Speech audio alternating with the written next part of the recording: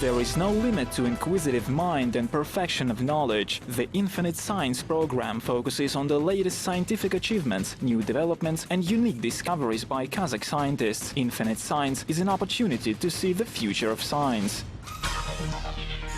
Чтобы определить время появления первой ДНК, американские ученые решили применить известный закон. In order to determine the time of the appearance of the first DNA, American scientists decided to apply the famous Moore's law. This law dictates that the number of transistors in integrated circuits doubles every 2 years. The calculations of the American scientists showed that unlike transistors, the genetic chain doubles every 367 million years. This means that the first life could have appeared 10 billion years ago, way before our planet Earth was formed. Hello, my name is Bulanbek Mohanbet, and you're watching Infinite Science. And today's program: safe and inexpensive bitumen produced out of wastes of the coal industry. How to ease the life of those suffering from diabetes. Development of a Kazakhstani student. New butterfly species discovered by scientists in Pavlodar. Roads have played a huge role in the rise of ancient civilizations, and today their importance in the development of trade routes is undoubted. Construction of roadways is not a cheap endeavor, partly because bitumen is used as a raw material for asphalt roads, which is a byproduct of oil processing. Is it possible to find a cheaper alternative to oil? A byproduct of coke fuel production, coal tar. This black viscous liquid is dangerous for human health. All across the world, it is preserved in so-called burial repositories. But scientists from the Karaganda State University, named after Buketov, have found an application for it.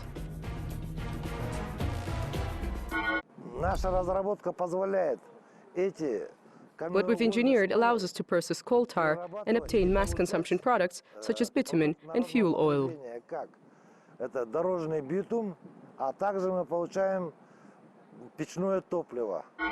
This technology for producing bitumen out of coal tar is being tested at the industrial test site in the Karaganda region. Today, 10 tons of bitumen are produced daily. Its competitive advantage among materials used for asphalt concrete is its price. It is 1.5 times lower than the price of the traditional oil-based bitumen. The reason behind this low price is not only because it is produced out of wastes, but also in the technology of its production. Developers were able to reduce production energy consumption threefold by using oil heating reactors and the full automation of equipment.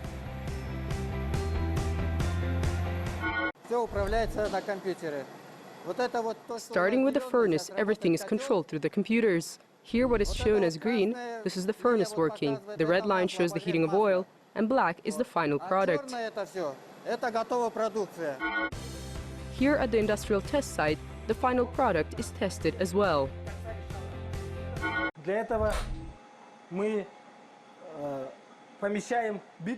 In order to do this, we place the bitumen into the dry kiln, so that it reaches room temperature.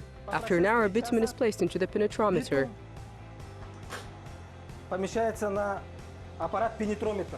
As we can see, analysis has shown that the quality of our bitumen is on par with the quality of oil-based bitumen. Qualities such as water repellency, cohesiveness, aging, and environmental friendliness all meet the requirements of state standards. Bitumen obtained from coal tar can be used for the construction of highway roads.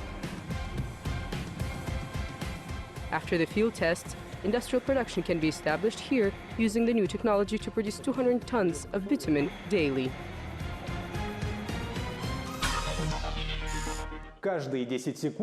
Every 10 seconds, 2 people in the world contract diabetes, and 1 person dies due to the causes related to this merciless disease. What's more, the people with diabetes suffer not only from its symptoms. Great discomfort and pain are caused by the methods of diagnosis. The blood sugar level of those with diabetes can change throughout the day. That is why people with this disease have to take blood from their finger 6 to 8 times a day. This is a great discomfort, it is painful and expensive. A student of the International University of Information Technologies, Joly, who was diagnosed with diabetes, wanted to know if it is possible to create a less invasive and less painful method. We decided to develop one prototype, which is a small ear clip, which you can put on the earlobe and thus determine the level of blood sugar.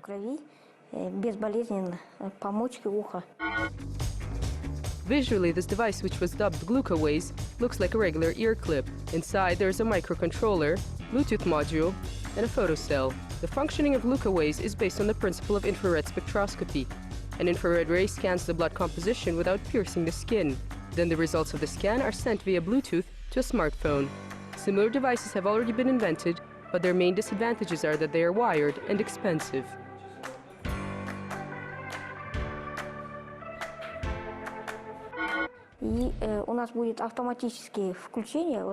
This device will have an automated mechanism to turn on. It will be possible to set it like an alarm for every 2 or 3 hours, and it will automatically turn on. The data will be sent to the smartphone, where it will be stored.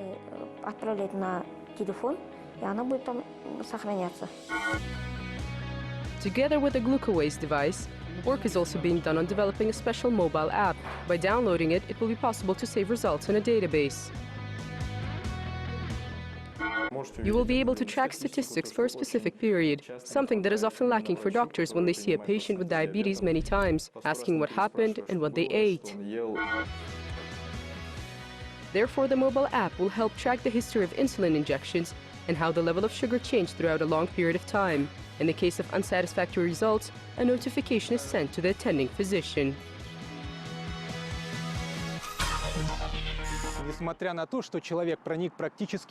Despite the fact that people have uncovered almost all the crooks and crannies of the globe, the map of planet Earth still has a lot of areas unknown to human knowledge.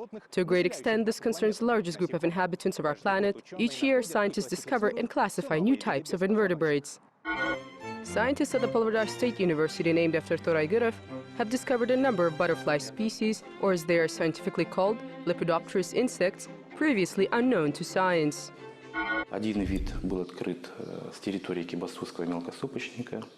One type of species was discovered on the territory of the Ekabastus upland. This is the owlet moth of the noctuid family. We named it Art ozirinakoem. The second species was discovered in the mountains of Bayanaul. We're currently at the stage of classifying it. Scientists cannot be frivolous in making such discoveries. Expeditions in search of butterflies have to be conducted not only in the summer, but early spring as well. In the spring of 2012, we went on an expedition to the territory of the Ekabastus upland. It was the end of April, and right below the snow we set our traps, and therefore we were able to discover the species. Identification of butterflies is a laborious process. First, the scientists visually determine to which species it belongs. Sometimes it is necessary to consult specialized literature, study the internal structure of the insect, and sometimes even use advances in genetics.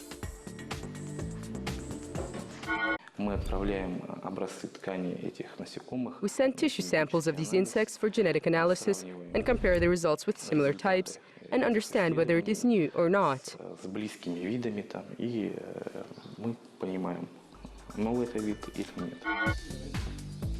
The new discovered species is of the owlet moth family. If there are around 120 species of diurnal butterflies in the Pavlodar region, then of the noctuid family there are more than 1,000. Noctuid butterflies are less studied, and that is why they represent a great interest for science. Thanks to the work of scientists today, it is possible to fill in the blank spots in the biological diversity of the region, which has still not been studied to the full extent.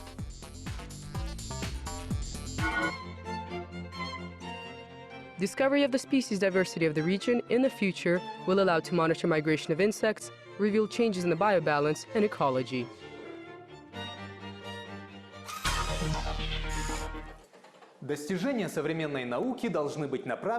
Achievements of modern science should be directed at the solution of practical problems. Nobody's arguing with that. But in practice, as a rule, this doesn't always work. Even the most progressive ideas and developments of scientists usually do not move beyond the drawing board. Scientific research results in real benefits when it goes hand in hand with business. Watch our next program to find out how commercialization ideas are realized in Kazakhstan. Until next time.